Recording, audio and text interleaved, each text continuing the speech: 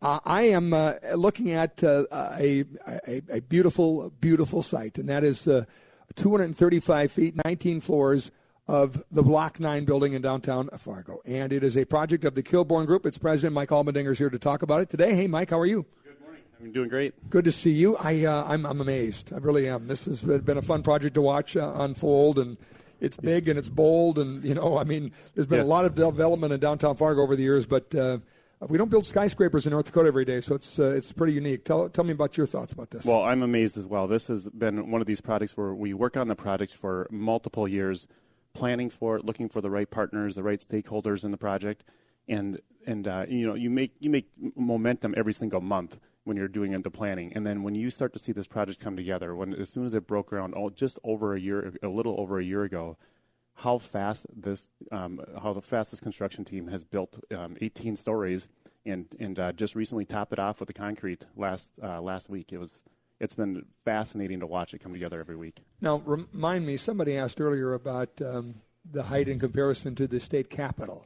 And I remember when it was first announced, there was some debate about whether there was a law that allowed you to go higher than the state capitol or whatever. Isn't this just slightly below what the state capitol is? Yes, it is below this. It is below the height of the state capitol. I don't believe there's any law that requires it to be that. We put together a project with the right partners, the right use. We're very focused on who's going to be in the building, who's going to be using it, and that's what drove our height.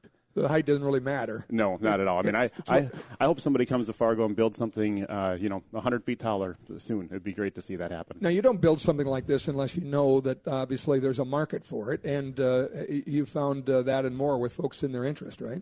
Yeah, it took us a long time. We put together the vision. We started out with this project about 8 years ago, and we created a design competition and invited the public. We've had over 2,000 people come to the Loretta building and tell us their views and thoughts on what we should have for this location, what should it be used for. The plaza was a significant component of everyone's idea that they wanted an outdoor green space that the community could come together for a community gathering. And along with that, people envisioned a great project that had potential because there's almost a full block right on Broadway. So then we continued to work on it, and once RDO committed to the project and having their corporate headquarters down here, this project was real, and we started moving very quickly through the process, and we're very excited to have RDO as a partner on this project. So let's talk a little bit about how you do what you just did over the last year and what it will take to complete this. Today's a celebration because the topping has happened. Yes. So the 19th floor is not necessarily a floor; that's the roof, right? So there's actually 18 floors of occupied space. That's right. Okay, but it is 19 stories high. But it's just that's correct. That's the top part of it. So how do you do that? How do you make that happen? Well, it's a fascinating project. There's 3 construction types here, and 3 there's a precast component, there's a cast in place concrete, and there's a steel structure, all working together to build this project. The highlight for last week was that we have McGuff Construction that's providing all of the concrete work. They have 2 tower cranes. They have a lot of formwork that they utilize on each floor, and it took them about 1 week per floor once they got in the rhythm, and maybe 10 days on some of the floors as well to pour a floor, pour the columns, and then keep going up. And you look at it and you just understand the complexity of what it takes to build a project like that. Right now, today, they already have over 280,000 craft work hours that have went into this project today. There's 100 to 150 people working on the project every day for the last year. That is really unbelievable. And today they get a little thank you, right? That's right. We can't wait to celebrate it's been a safe project. They've been really great with the community. People have been walking alongside the project. They've been so outstanding on safety and making sure that everyone has access to our downtown during this project. Can you see this from Castleton? I'm not sure about Castleton, but it's great. It's great to see it as you kind of come to downtown Fargo and see another building in the sky. I haven't taken notice yet. I need to, on a clear day, kind of find out how far away you can. Yeah, that's a good point. You can see this from. That'd be pretty cool.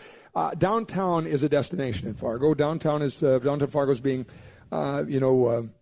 is a model for other communities around the state, which I think is a great thing. Update folks on what's new and what's happening and how this vision is coming along in all of downtown.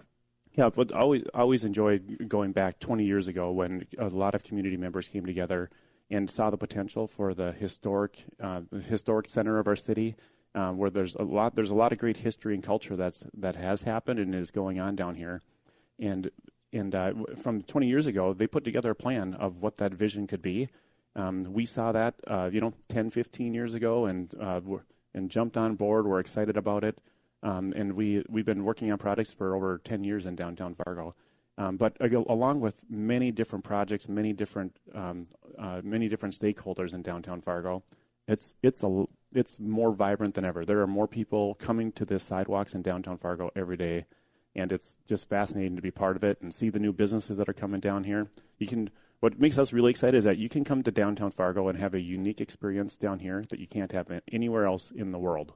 It's unique to Fargo. That's the only place you're going to find it. Yeah, that's a good point. That's why I always say when you bring somebody to town, you're trying to hire, you're trying to impress, you're trying to show off your community, you bring them downtown. Yeah. You don't bring them to a chain restaurant. That's right. Because they can go there anywhere. Yeah. You bring them somewhere that they're going to go, really? This is in downtown Fargo? That's right. And that's what they say, which is pretty cool. That plaza will help that a lot, too. Tell us a little bit more about what that plaza is going to look like downtown. Yeah, Plaza is going to be, it's going to have three components. It's going to have a performance stage, going to have a large lawn turf area with an ice skating rink during the winter, and then a splash pad in the summer. So this is intended to have some programming, almost 150 events a year. It's actual park, right? I mean, the park district will help with the programming. Yes, that's right. We're paying for all of the infrastructure and all the finishes in the project, and then the Fargo Parks will be managing it. And 150 events a year, and growing upon that. And it's really focused on having a place for kids to come. Millennials, young professionals, adults, family. Empty nesters, any retired folks, anyone who wants to come to downtown Fargo, there's going to be something for them to come to in that plaza. No matter which way I look in downtown Fargo, I'm going to find something the Kilbourne Group is either finished or working on. Talk a little bit about Kilbourne Group and how your projects are coming.